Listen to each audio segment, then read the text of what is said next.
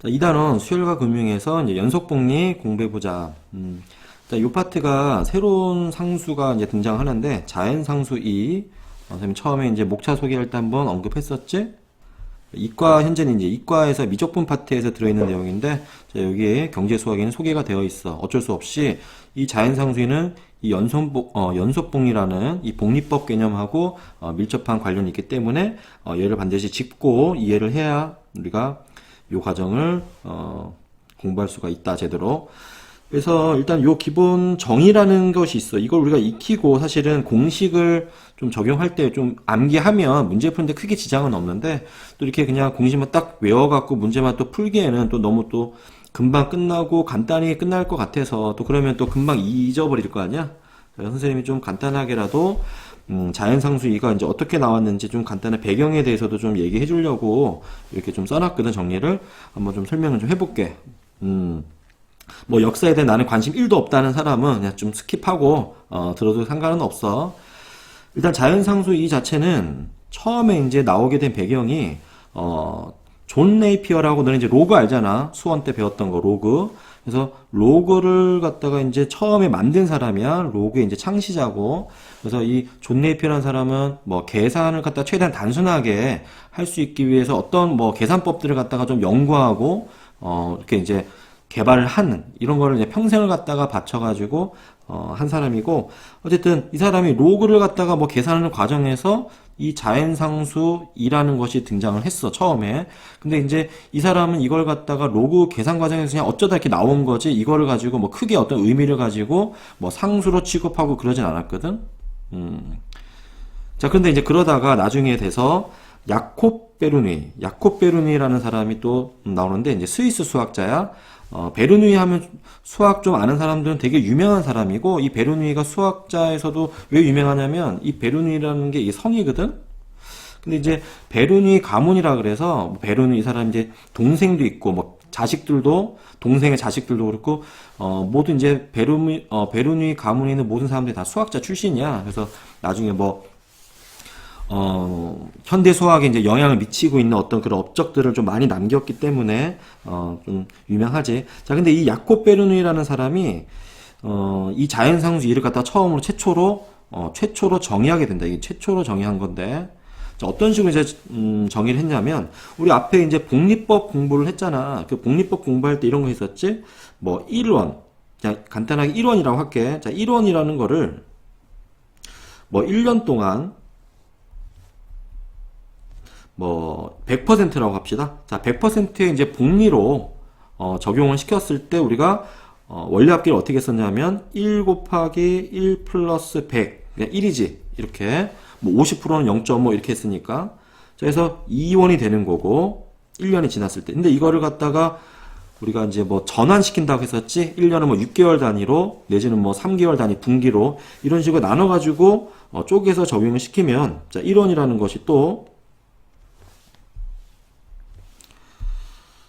자, 1원을 이번에는 자, 이렇게 반 나눠서 50%씩 두 번으로 적용시켜 볼까? 똑같이 1년 후에. 그럼 어떻게 썼냐면은 1 곱하기 1 플러스 2분의 1, 0.5지? 자, 이거를 두 번 적용해서 이렇게 계산했다고. 자, 그럼 이걸 계산하게 되면 얼마냐면은 2.25 나와. 2.25. 그 다음에 또 마찬가지로 1원을 이번에는, 자, 이렇게 분기 3개월 단위로 나누게 되면은 그때는 1 곱하기 1 플러스 4분의 1인가 이렇게 되는 거지. 자, 이게 3개월 단위야. 분기별로 했을 때 총 4번 적용이 되는 거고, 이걸 선생님이 미리 계산을 해보니까 2.4414 정도 나오거든. 이렇게. 자, 그 다음에 또 이번에는 선생님 뭐 앞에 설명할 때 뭐 일복리, 일단 이거 먼저 월로 갑시다. 자, 12개월로 나눌 수도 있겠지? 12개월 나누면은 1 플러스 12분의 1에 12제곱 이렇게 되겠지? 자, 이걸 계산해 보면은 이거는 약 한 2.613 얼마 이렇게 나온다.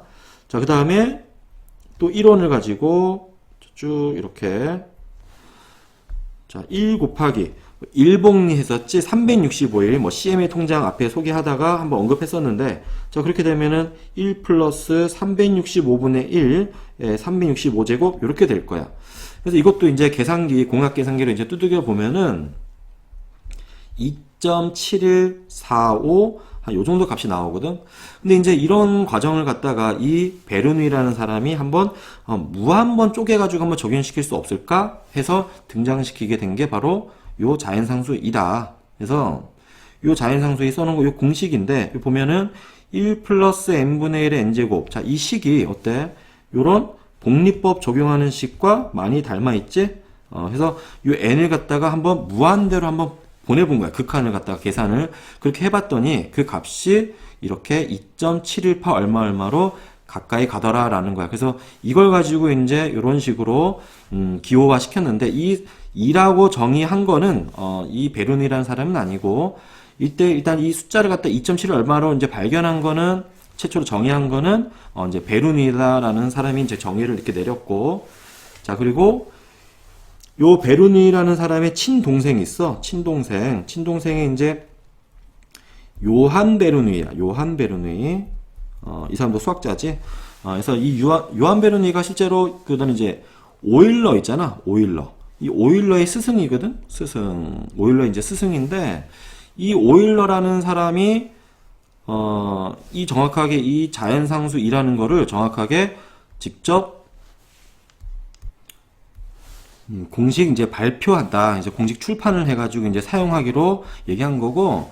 근데 이제 이때 뭐 오일러가 이제 여러 가지 이런 것들 많이 했어. 너네 이제 알고 있는 뭐 허수 단위 있잖아. 허수 단위. I라는 거. 이것도 이제 I로 쓰기로 한 것도 이제 오일러고. 그리고 뭐 시그마 있지? 뭐 시그마도 이 사람이 이제 이렇게 표현하기로 했고. 그리고 뭐 원주율이라는 거 있잖아. 원주율. 파이. 이 파이라는 거. 이 파이라는 것도 사실은 뭐 이 아르키메데스가 원래 만들었던 거지. 아르키메데스.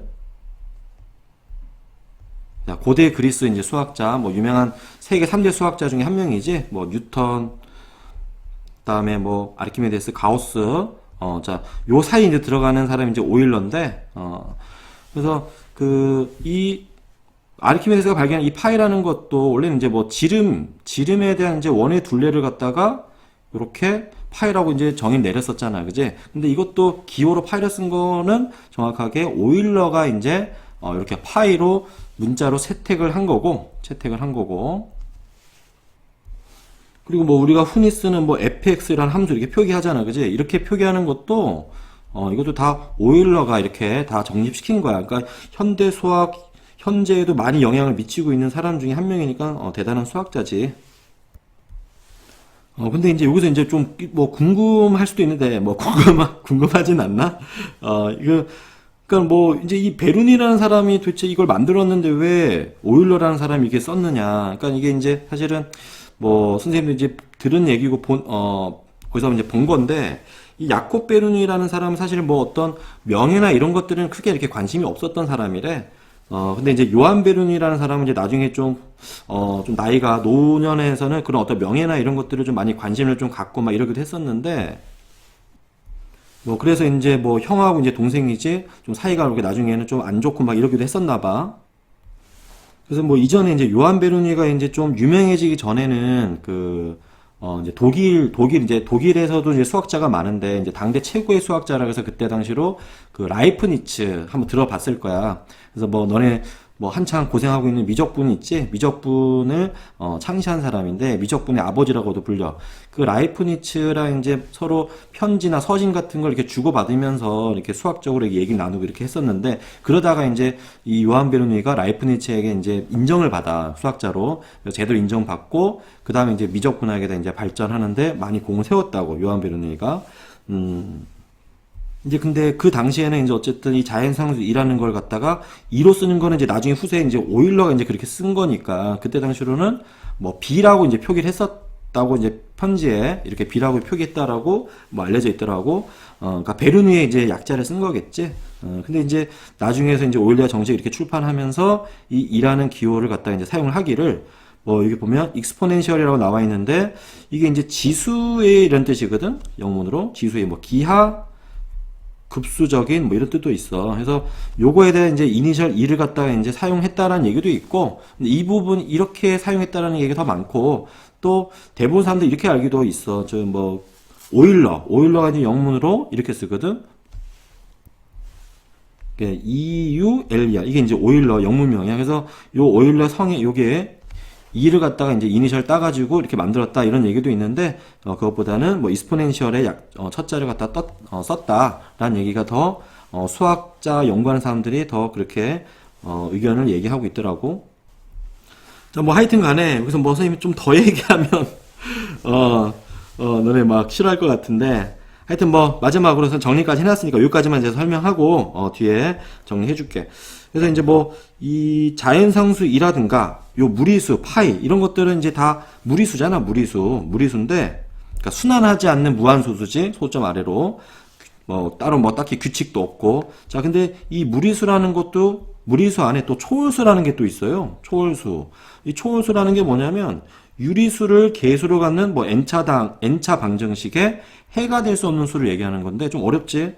그러니까 뭐 예를 들어서 x제곱이 뭐 예를 들어 2라고 하면 이건 유리수 계수잖아.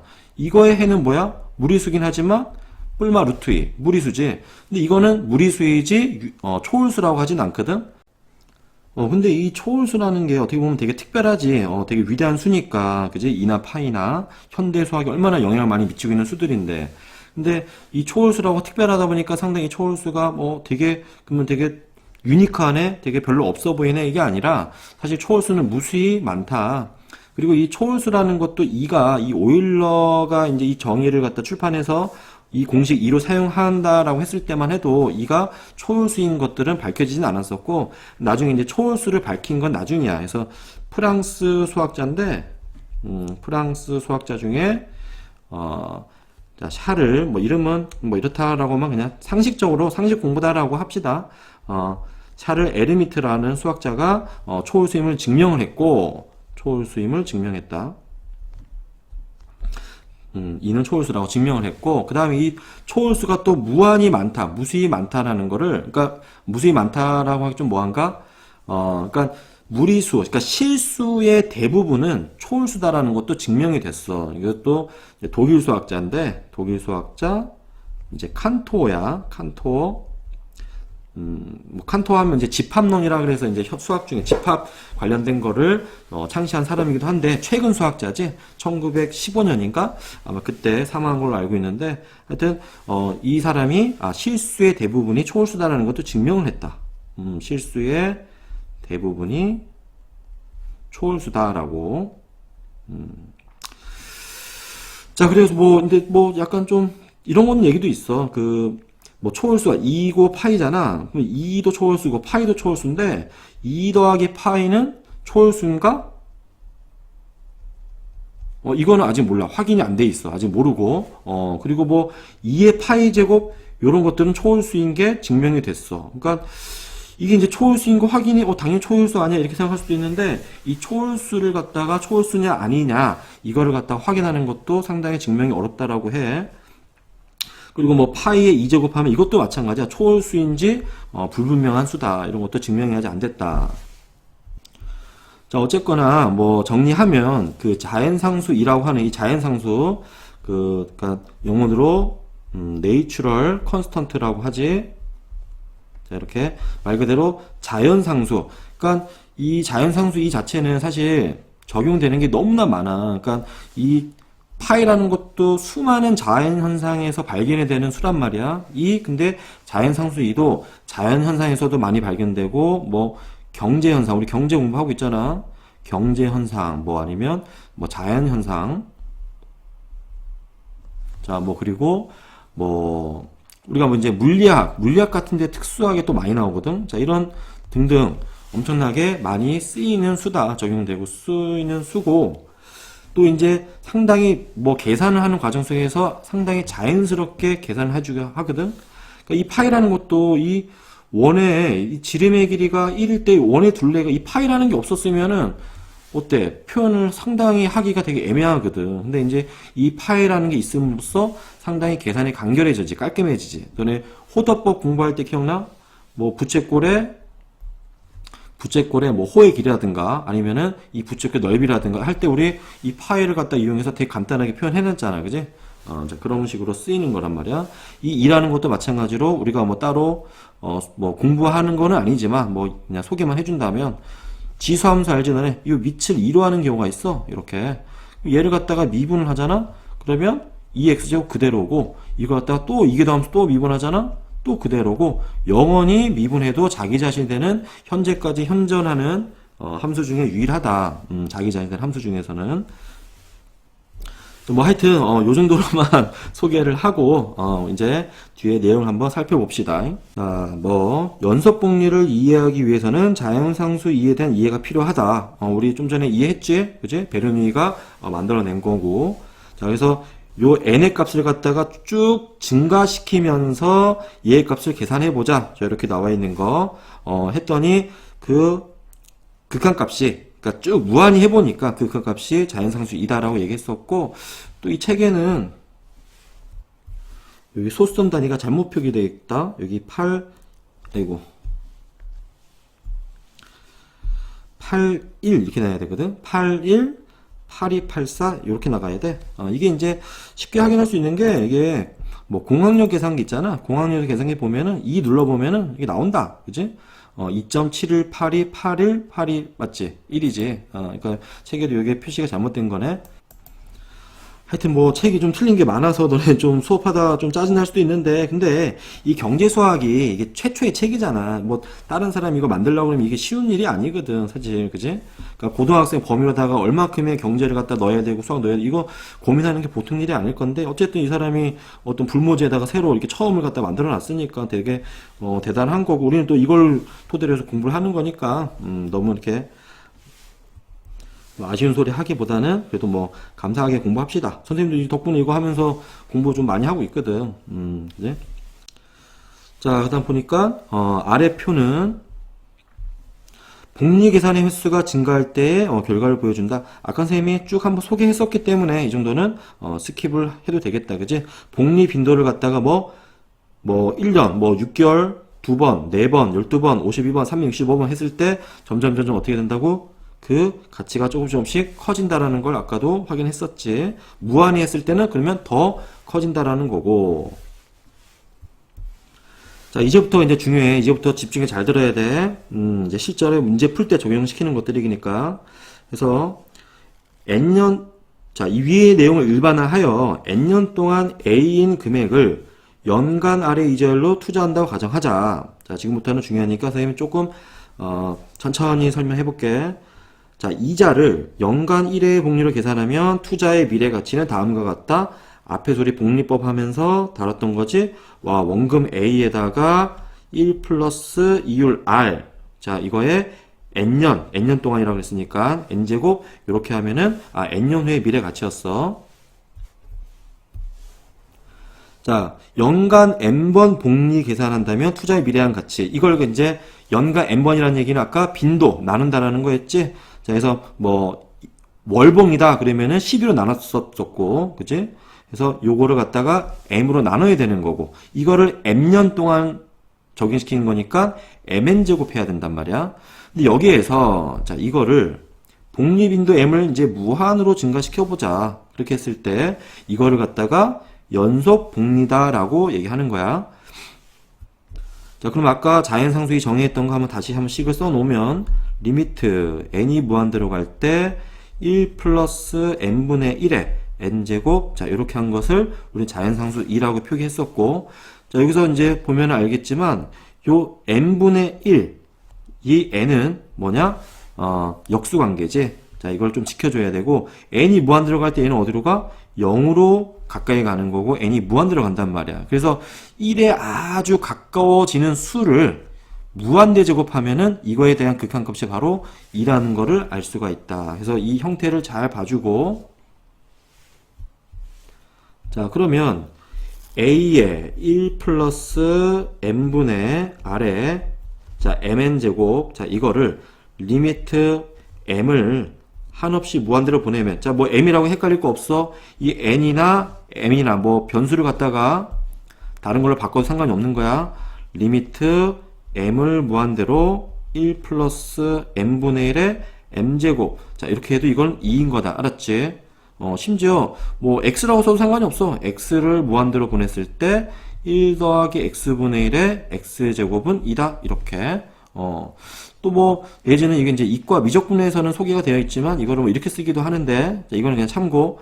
여기서 이거를 x를 0으로 보냈을 때 1 더하기 x의 x분의 1제곱 이렇게 해도 이게 2가 되는 거거든. 그러니까 어떻게 보면 요 x분의 1이라는 거를 치환한 셈인 거지. x분의 1을 뭐 t로 치환하게 되면은 자, 요런 형태가 나타나거든.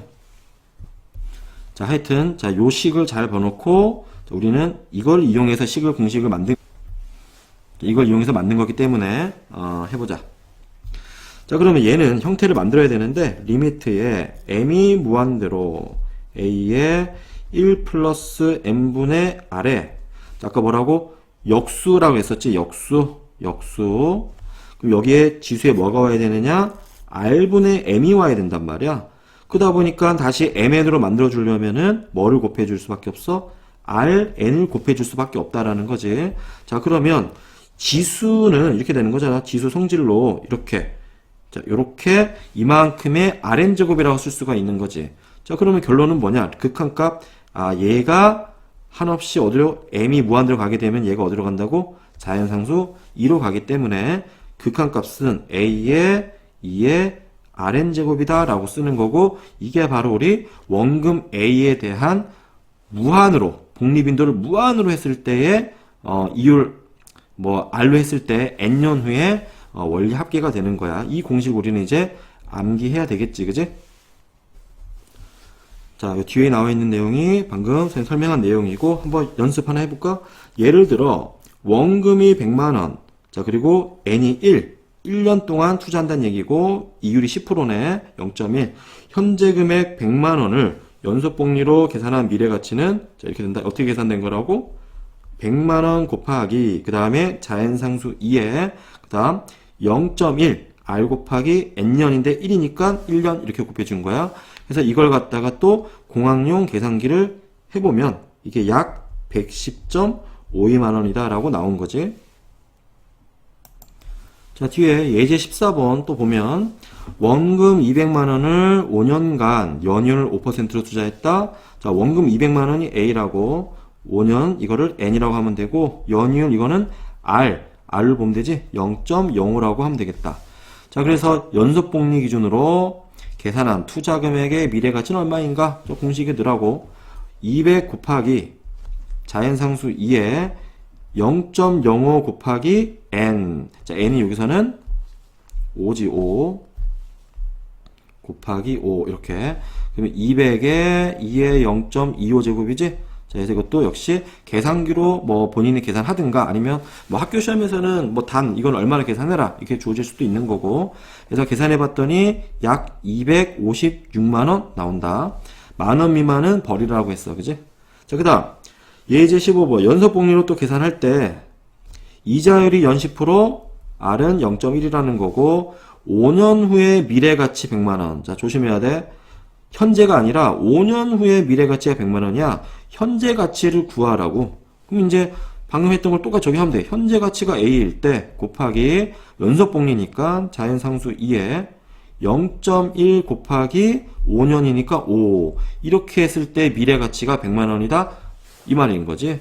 그러면 A로 가려면 어떻게 하면 돼? 나눠야 되겠지. 100 나누기 2에 0.5제곱 이렇게 해서 이것도 약 계산해보면 60만원 나온다. 만원 미만 버리라고 했으니까. 자, 문제 8번. 자, 우리가 사실 이거 공식만 잘 정리하면 문제는 금방금방 풀린다. 이렇게 어렵지는 않을 거야, 그래도. 자, 원금 400만원을 4년 동안 연율 5%의 이자를 주는 은행에 저축하였다. 연속복리를 적용했을 때 4년 후에 원리합계는 얼마인가? 1000원 미만 버리라고 했고, 이것도 조건 잘 봐야 돼. 자, 그래서 또 공식이지. 원금 400 곱하기 또 자연상수 2에 5% 0.05 곱하기 4년 4 이렇게 해주면 400에 2에 0.2제곱이고 이것도 이제 계산을 해보면 이것도 한 488.56 얼마면 나오거든. 답은 이제 뭐라고 하면 되냐? 1000원 미만 버리니까 488만 5천원 이렇게 얘기하면 되는 거지. 488만 5천원 이렇게 자, 그 다음, 뭐, 단리, 복리와 연속 복리의 비교. 자, 이거는 금방 이해가 될 거야. 우리가 여태까지 잘 한 것만 이해가 됐다면. 앞에 우리 했던 거 이거는 뭐냐면, 단리법이었지, 단리법. 단리법. 원금 A에 대한 단리법 적용이고, 얘가 바로 뭐야? 복리법. 자, 그리고 이게 좀 전에 한 거, 연속 복리지. 자, 했을 때 어때? 단위법보다 복리법이 더 우리가 이율 적용이 더 크다라는 거 알았지? n이 1일 때는 같기 때문에 n이 2 이상이라는 조건이 필요한 상태다. 그리고 복리법도 n이 무한대로 연속 복리가 되면은 연속 복리가 더 원리 합계가 더 크다라는 거. 자, 그래서 밑에 이제 참고하라고 표도 나와 있는데 이거는 보고 이해를 하면 될 것 같고.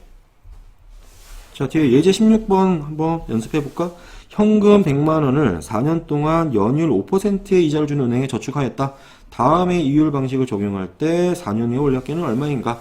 자, 단위로 적용하게 되면 뭐 공식 100에 곱하기 1 플러스 R 0.05지 곱하기 N 4 이렇게 계산하면 이게 120만 원 나온다.